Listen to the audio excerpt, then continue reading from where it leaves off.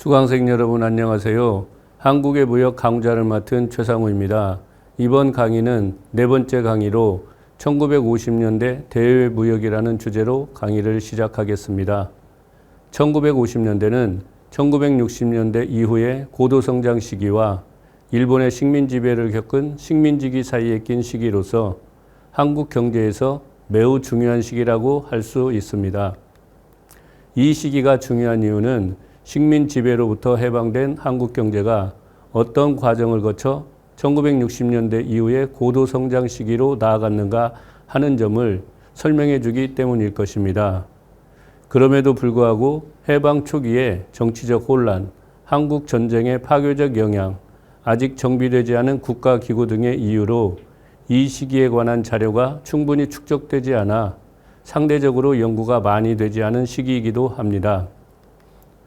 이번 강의에서는 해방 초기를 다룬 지난 강의에 이어서 1950년대의 무역 제도가 어떻게 변화되었고 그것을 기반으로 무역이 어떻게 전개되었으며 이 시기에 한국 무역이 직면한 문제가 무엇인지 하는 점을 설명하도록 하겠습니다. 이 강의는 4개의 소주제로 나누어 살펴볼 계획입니다. 첫째, 1950년대 무역제도라는 주제하에서 이 시기 무역제도의 내용을 무역업자 관리, 수출입 계획, 무역 수속 절차 등으로 구분하여 살펴보고 그 안에서 발견되는 특징을 설명하고자 합니다. 둘째, 무역 동향과 수출 지원 정책이라는 주제하에서 1950년대 무역을 통계적으로 정리하여 소개하고 특히 이 시기 수출이 정체하였던 원인 중의 하나로 지적되고 있는 수출 지원 정책의 내용을 소개하고자 합니다. 셋째, 주요 수출품과 중석 수출이라는 주제하에서 1950년대 주요 수출품을 설명하고 그 중에서 제1위의 수출품인 중석 수출의 특징을 살펴보고자 합니다. 넷째, 주요 무역 상대국과 한일 무역이라는 주제하에서 1950년대 주요 무역 상대국을 소개하고 그 중에서 한국 무역에 중요한 영향을 미쳤던 일본과의 무역이 재개되는 과정과 특징을 살펴보도록 하겠습니다. 이를 통해 1950년대의 무역제도가 어떻게 재편되었고 그 기반 위에서 전개된 대외무역의 동향과 특징들을 이해할 수 있을 것입니다. 지난 강의에서 설명했듯이 1948년 제헌헌법에서 대외무역은 국가 통제하에 둔다고 규정한 이래 이런 방침은 1950년대 내내 그대로 유지되었습니다. 그러나 대외무역을 구체적으로 어떻게 관리할 것인가 하는 것은 별개의 문제입니다. 따라서 1950년대 무역제도의 변화를 구체적으로 살펴볼 필요가 있으며 이를 통해 정부 수립 이후 무역제도의 변화와 그 특징을 이해할 수 있을 것입니다. 이 표는 1950년대 무역업 등록과 등록 취소 혹은 유지 조건을 정리한 것입니다. 지난 강의에서 설명했듯이 무역업은 미군정기에는 면허제로 운영하다 정부 수립 이후인 1950년에는 무역업 등록제를 시행하였습니다. 표에서 확인할 수 있듯이 이 제도와 관련하여 두 가지 내용이 주목됩니다. 하나는 무역업 신규 등록 절차와 조건입니다. 1950년에 이 제도가 처음 도입되었을 때 무역업에 신규 등록하려는 사람은 소정의 자격을 갖추고 실제 수출과 수입을 개시하려는 자만이 상공부에 등록을 신청하여 승인받을 수 있었습니다. 그러나 1952년 3월 상공부 고시 제88호에서는 실제 무역 거래가 아니라 아예 수출 허가 신청서를 첨부할 것을 요구하였습니다. 따라서 무역업에 신규 등록하기 위해서는 수출이 의무로 부과되었던 것입니다. 물론 표에서 확인할 수 있듯이 최초 수출액은 시기마다 조금씩 변경되었습니다. 1952년 3월에는 최초 수출액을 3,000달러 이상으로 책정했지만 그 이후에는 수출 여건에 따라 그 금액을 수정했던 것입니다. 가령 1953년 1월에는 그 금액을 7,000달러 이상으로 인상하여 무역업 신규 등록 조건을 강화하였다가 곧이어 1953년 4월에는 그 금액을 5,000달러 이상으로 축소하였습니다. 다른 하나는 무역업 등록 취소 조건입니다. 무역업 등록제가 처음 도입된 1950년 2월에는 6개월 이상 수출 또는 수입 실적이 없는 경우에는 자동 취소된다고 하여 무역에 적극적으로 참여할 것을 요구하였습니다. 그러나 표에서 확인할 수 있듯이 이 조건은 막연한 수출과 수입 실적이 아니라 수량화되었고 강화되어 갔습니다. 무역업 등록 취소 조건이 처음으로 변경된 것은 1953년 1월에 발표된 상공부 고시 제113호에서였습니다. 이 고시에서는 기간별 수출입 실적을 정해 그 이액을 무역업 등록 유지 조건으로 채택하였습니다. 즉, 등록일로부터 3개월 이내에 2만 달러, 6개월 이내에 4만 달러, 9개월 이내에 7만 달러, 1년 이내에 10만 달러의 수출입 실적이 없을 경우 무역업은 자동 취소된다고 하였습니다. 더욱이 1953년 4월의 상공부 고시에서는 기간별 수출입 실적 이행을 요구했을 뿐 아니라 그 실적 중 수출 실적을 따로 떼어내 소정 한도액의 3분의 1을 초과해야 한다고 정하였습니다.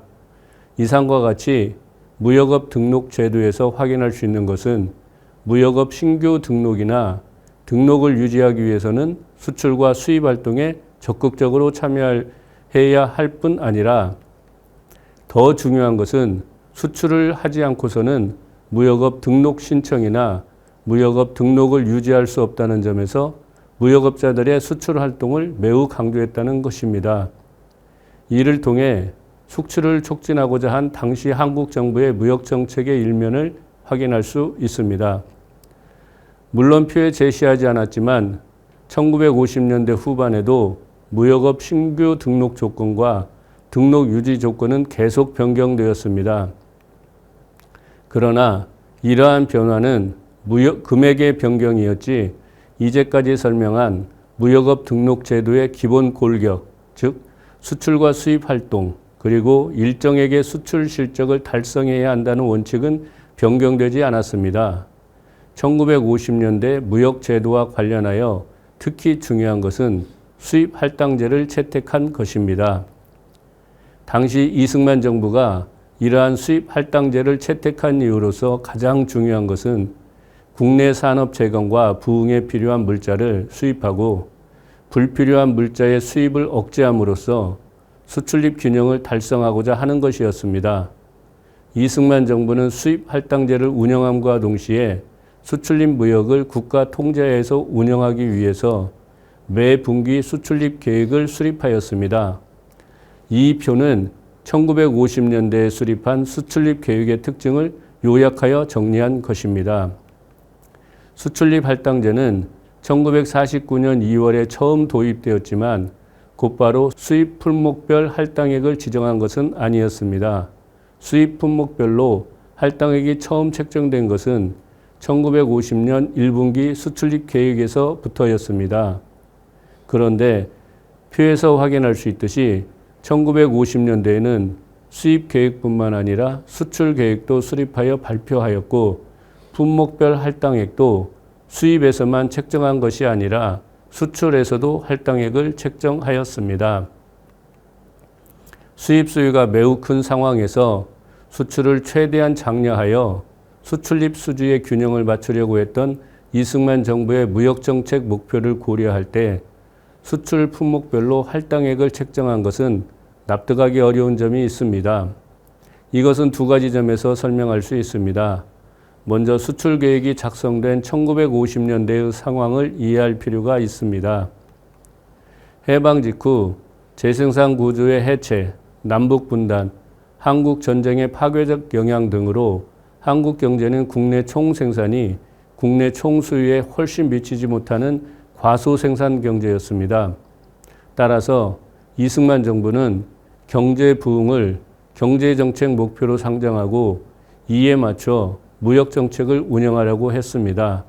다시 말하면 국내 경제 재건에 필요하고 국내 소비에 비해 생산이 부족한 물자는 우선적으로 국내에 공급하고 국내에서 수요가 없거나 적어 과잉인 물자를 최대한 수출하려고 했던 것입니다.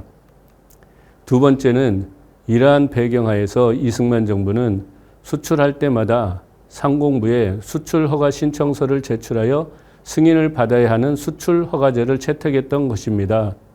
1950년대 전반기까지만 하더라도 수입 할당제가 유지되었기 때문에 수입과 함께 수출도 품목별로 할당액을 책정했습니다. 그렇다고 수출 품목별 할당액을 수입 품목별 할당액과 동일하게 해석하는 것은 곤란합니다. 1950년대 전반기까지는 수입과 함께 수출도 포지티브 방식으로 관리되었기 때문에 원칙적으로 수출 계획에 수록된 품목만 수출할 수 있다는 것은 수입과 동일했습니다.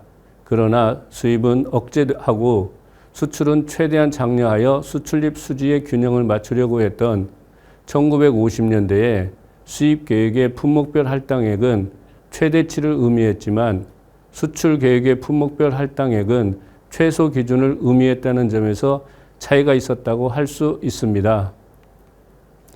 1955년을 전후하여 무역제도는 점점 자유화되고 절차는 간소화되었습니다. 표에서 1955년을 기준으로 하여 시기를 구분한 것은 이런 상황을 반영한 것입니다.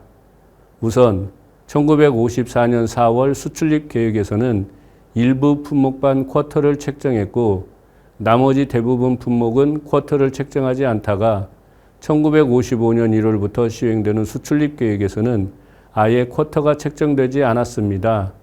1949년 2월에 도입된 수입 할당제가 폐지되었던 것입니다. 게다가 1955년 1월부터 수출은 포지티브 방식에서 네거티브 방식으로 관리 체계가 변경되었습니다. 표에서 확인할 수 있듯이 이때에는 수출 금지 품목과 수출 제한 품목만 발표하고 이에 포함되지 않은 품목은 상공부의 승인을 받지 않더라도 원칙적으로 전부 수출이 가능했습니다.